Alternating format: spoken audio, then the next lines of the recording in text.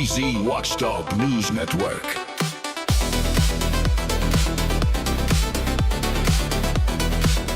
They tell us policing is about accountability. They tell us there are systems in place. They tell us bad apples get weeded out. Well, today, I'm going to show you, using their own documents, how a bad cop doesn't get weeded out. He just packs up his badge and moves on to the next department. This is the Demarcus Gerard Jones story. 2015, the career begins. Demarcus Jones receives his Texas Peace Officer license in November 2015. His first stop, Venus Police Department. And how long does he last? 36 days. Not even long enough to warm up the patrol car seat.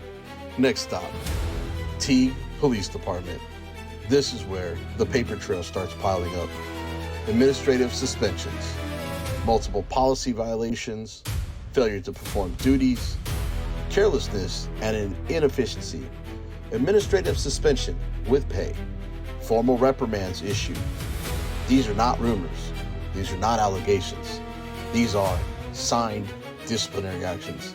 At this point, any reasonable department would say, this isn't working, but not Texas law enforcement. Now, after leaving Teague, Jones lands at Three Rivers Police Department. And then things go from bad to criminal. April 18, 2018, arrested, charged with burglary of a habitation, which is a felony, assault, causing bodily injury to a family member, a cop charged with violent felonies, and yet his license doesn't get yanked. It doesn't get revoked. It just floats. Now, after being fired in 2018 from Three Rivers PD from this arrest, in 2020 to 21, the burglary charge is magically rejected. Not because he was innocent, but because the statute of limitations ran out. No trial, no jury, no accountability. And this is where it gets unbelievable. Teague Police Department hires him again. Same department, same officer, same warning signs. Then on January 21st, 2024, this is the crash. At 4:45 a.m., Officer Jones decides traffic laws don't apply to him. What that video shows, passing in a clearly marked no passing zone at night on a hill without a seatbelt, no lights, no sirens, and then head-on collision. The civilian driver, critically injured, legs broken, life permanently altered. This officer involved in the head-on collision last month resigned Tuesday and is now no longer with the department. News 10's Jessica Rajkumar is in studio today. She spoke with the family of Jason Motika, who says he's doing better, but still has a long road to recovery. Jessica. Yes, Gordon and Lauren, this is the damage that was done to the car that Jason Motika was driving on January 21st when Officer Demarcus Jones attempted to pass a vehicle in a no-passing zone on US 84. I got to see Motika and his family today, and his sister says that he has many doctor appointments to go to before he can start recovering. While Motika says he is happy to be out of the hospital, I warn you that his injuries are graphic. The head-on collision with Officer Jones totaled Motika's car and left him without feeling in his legs. Even though surgeries saved both of his legs, his sister Jessica Roberts says his other injuries makes every day painful. So he's got not only the leg issues, but he's also got these stress fractures in his lumbar. So it's hard for him to sit in those long periods of time in the car. It's hard for him to transition in and out of the wheelchair. Roberts says that Motika's surgeries are followed by long periods of rest, and it will be a long time before he can start to walk. In 6 to 8 weeks, they'll look at it and see if he can start putting a little weight. They said it'll be months before we start talking about walking, months after the 6 to 8 weeks. The Teague Police Department confirmed that Officer Jones has resigned, and his resignation was accepted by Teague City Council on Tuesday. But Roberts says there should be further consequences. As far as him submitting his resignation, that's fine and good. I hope that he's still held accountable for what happened. I think he should be held accountable. Roberts says that while Motika is physically doing better, his injuries have cost him the freedom to live his life normally. It really takes a toll mentally and emotionally. I mean, he's stuck in his bed almost 24 hours a day. Like he's a prisoner in his own pain. He's missed his daughter's prom. He missed his youngest daughter's first ag show. They think it's only the physical, and the physical is big. The physical is huge, but the emotional and mental stuff is there too.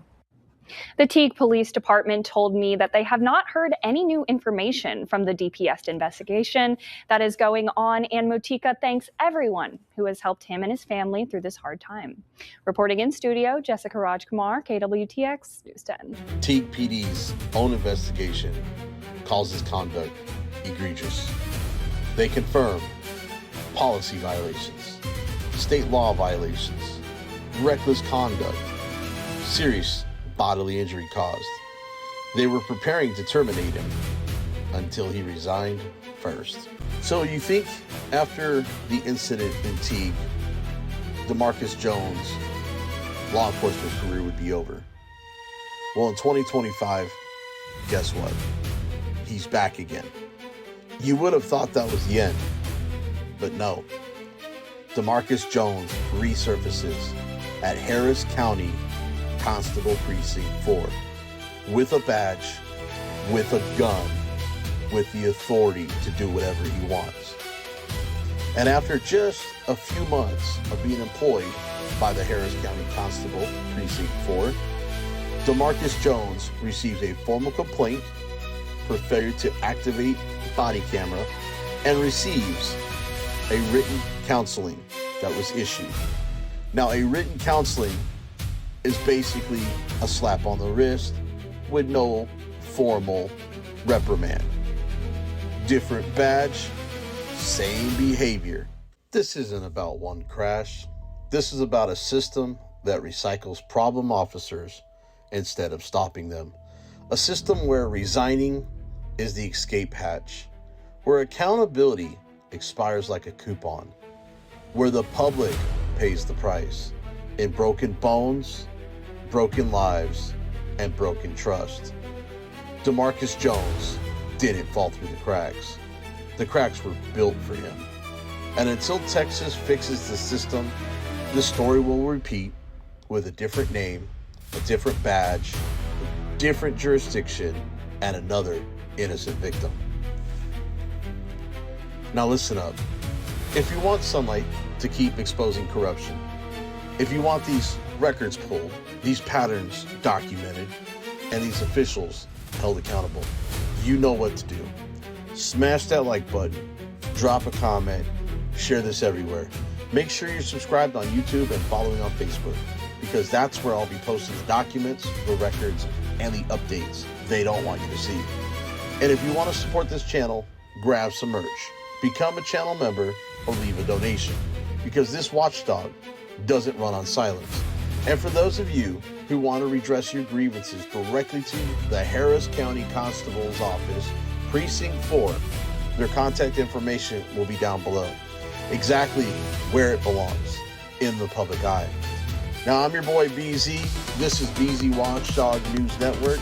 Sunlight is still and will always be the best disinfectant, and we're just getting started.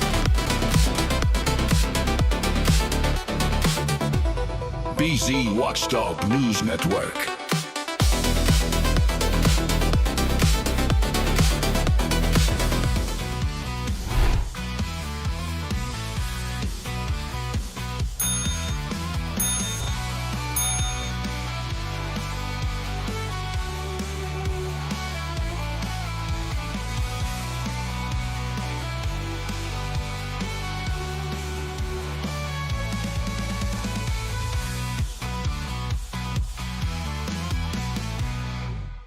BZWATCHDOG.